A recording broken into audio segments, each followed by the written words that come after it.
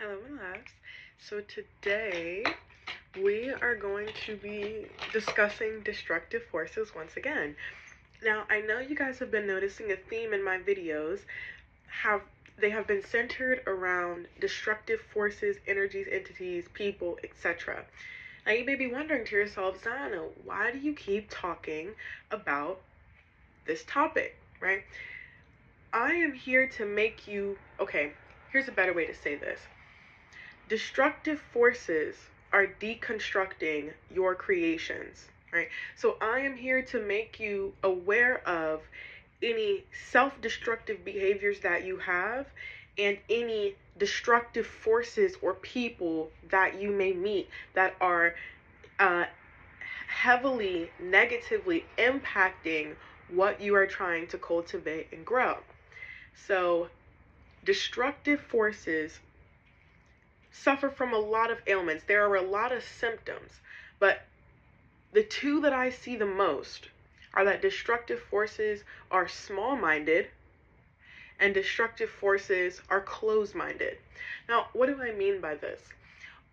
Destructive forces, energies, entities, whatever, however it shows up, is incapable of seeing the big picture, right?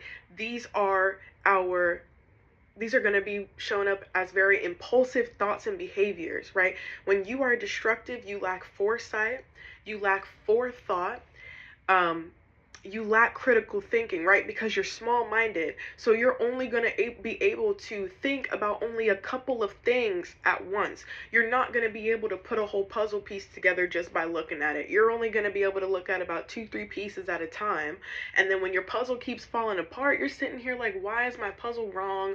How come when I get to a certain point, all the pieces are wrong and now I have to start over or go back, right? Closed-minded means it prevents you from being able to fully use the 4 cornerstones of thought, right? To sit on your square. And it traps you in one corner.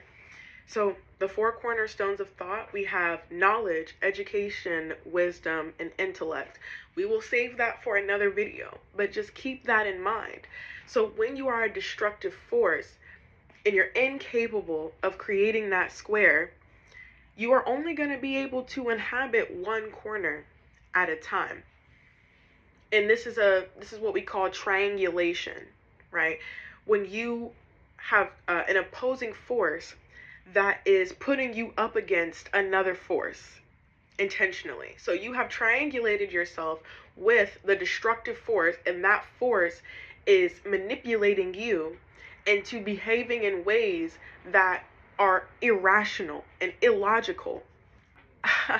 Let's see, I'm gonna give you an example. So let's say finances, right? You're in a financial situation, you're in a financial struggle, and you know, right? You know that you have to save up your money, right? Now, when you are having self-destructive habits, well, actually, I'm gonna just keep explaining, and then we can go into that later. So you know you're supposed to save, but you find yourself in a situation where you're at the store and you're looking at an item. And when you're looking at this item, you're thinking about how this item will serve you, how much you've wanted this item for so long. And it's like, oh, you know, I have the money to get this item, right? And all of these things. But your brain literally never one time goes to what you're saving up for. You see how that works, right? You have those destructive thoughts that are triangulating you and giving you a, what's it called? A pinpoint view. So you are only seeing from one perspective in that time, right? But when you have a constructive thought, or actually no, an open-minded thought, you are going to think, as you're thinking those thoughts, you're going to be like, wait, I need to be saving for this thing. So regardless of all these other thoughts that I'm thinking, I should be saving. I can spend the money, but I should be saving it. And again, weaklings do what they can, warriors do what they should. So you're going to sacrifice. Spirit respects sacrifice. Spirit rewards our sacrifices. So a destructive force is incapable of choosing their battles wisely. Destructive forces struggle with choosing a beneficial sacrifice. There we go. An unleashed destructive force destroys everything in its path without thought, thoughtlessly, carelessly. It is a reckless force. It's like a wrecking ball. A wrecking ball is just swung. When you're a destructive forces are represented as wrecking balls. When you swing a wrecking ball, you swing it with the intention that everything that it hits will be destroyed with little to no accuracy, right? Yes. So as we say, but everything in life serves a purpose to benefit the ecosystem. So it is up to us to tame our destructive forces and use them to intentionally demolish and deconstruct things that are harmful to us. Because energy cannot be created or destroyed. It can only be transmuted or transformed into another form based off of its initial structure. Right?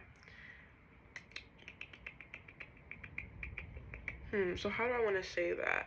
Okay, I'll give you guys another example because examples are easy. So let's say, for example, you struggle with anger issues, right? You are very emotional, right? So you feel your emotions very intensely. Oh, here's an example of a destructive force, right? Here we go. You feel your emotions intensely, and when you become triggered, you're like a loaded gun. Right? So guns aren't bad. Guns are just a tool. Your emotions are just a tool. So when you get triggered and you shoot that gun, it all depends on what your target is, right? So if you are angry and you just start going off on that person and expelling and extinguishing all of your energy onto what triggered you, you have wasted that energy, right? Fire is the first energy. It is the most powerful energy. It is pure creative energy, right? And when you meet destructive forces, I keep telling you, destructive forces want something to destroy. They are attracted to that creative energy. That's why fire energy, the most destructive force, is also the most creative force. What you can do with your emotions, right, your energy and motion, is that you can redirect it and you can reconstruct the channels that your energy flows through. So instead of allowing the destructive force that triggered you to cause you to create more destructive forces, right? Because all they're trying to do is recruit you. They see you as a generator. They just see you as a tool. You're just a tool to a destructive force. You're a means to an end. And what they are trying to get you to do is to create more destructive forces. How can we take this natural destructive force and master it and alchemize it and truly understand its structure so that we can reconstruct it, right? Demolish what is unserving and reconstruct it in a way that will cultivate our creations. So you take that energy and you think to yourself, what could I be doing right now? Just think that thought. You know, there's magical ways you can do it, but we're gonna do it practically. You get triggered, stop even thinking about what it was that triggered you. Leave it alone. It's irrelevant at this moment. When you are in a much calmer state, then we can go back to that. Because trust me, it'll reignite that anger, I promise you. You'll find yourself angry again, but you'll find yourself in a much calmer, stable anger. But we need to move on with the lesson as it should be. So you feel it and you ask yourself, what should I be doing right now? What's one of my goals? Like, what am I trying to accomplish in my life? And even though you're angry, it's like all of that energy is being put towards thinking about what it is you want to accomplish. Because when you are angry, you ever notice how when you're angry, it's like the dots start connecting. It's like your brain just starts picking up on information differently than in a way it would when you're calm, right? Because you've ignited your body and you are absorbing whatever, right? The fire absorbs. So you're just going to be absorbing whatever is around you. And if you are surrounding yourself with that destructive force, you're going to keep absorbing it. Your fire is just going to keep, right? Because fire sucks in oxygen. It sucks it in to fuel it. So you want to be able to nourish your fire, right? That's the point of the trigger. That's the point of things that rile you up. Something needs to ignite your internal flame. Now, what you choose to feed to it will dictate what it gives you back. If you start feeding it your goals, your fire is going to start ingesting that, and it is going to deliver, right? So the smoke or the steam or whatever is going to deliver, rise up, right, from hell. Your root chakra is fire, is going to rise up to your mind. The steam is going to purify your mind, right? The smoke, when you smoke out spiritually, right, you're smoking out your space to cleanse it, right? You are cleansing your mind of that destructive force and providing yourself with a blank slate to then use that clarity to reconstruct. Let it go. Let it go is essentially the lesson. Let it go and replace it. Replace these destructive thoughts. Reconstruct these self-destructive, self-sabotaging habits you have into things that are going to be purposeful and beneficial. Because again, energy cannot be created or destroyed. We cannot change who we are at our core. We will always be who we are. We will continuously, from the beginning of our lives to the end of our lives, suffer from the same afflictions that have been imposed upon us. So it is simply about learning how to turn your weaknesses into strengths, right?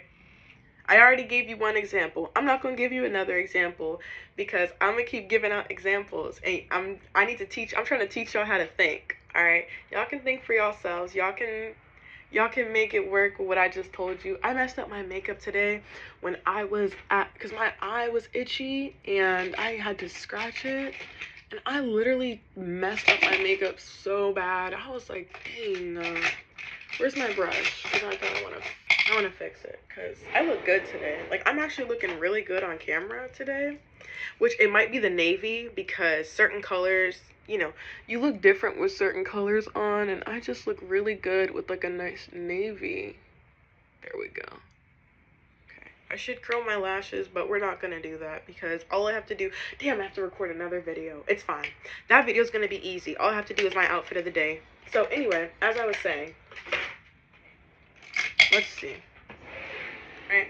So the only difference, I always say, the only difference between someone who is self-mastered and someone who is not, is that someone who is self-mastered has literally reconstructed their unconscious thoughts, behaviors, to be beneficial, right? They have properly rewired their circuitry so that the energy immediately flows constantly directly to their desired dimension, right? And although they are still living the human experience, still experiencing feelings and emotions, right? At the end of the day, life is sacrificial. It's universal law.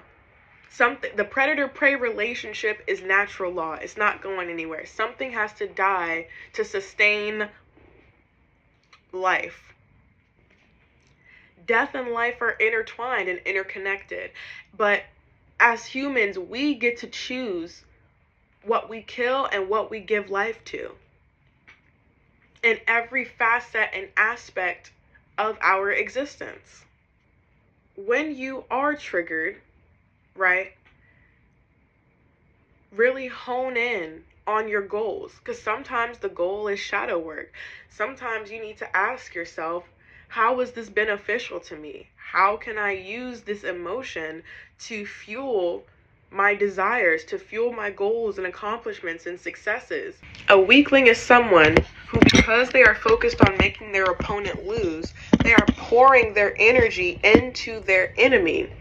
And that is why, as the recipient, you get triggered and you feel angry, because all you're experiencing is an influx of energy.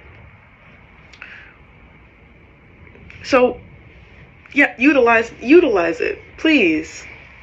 Say thank you for the energy and use it for your benefit.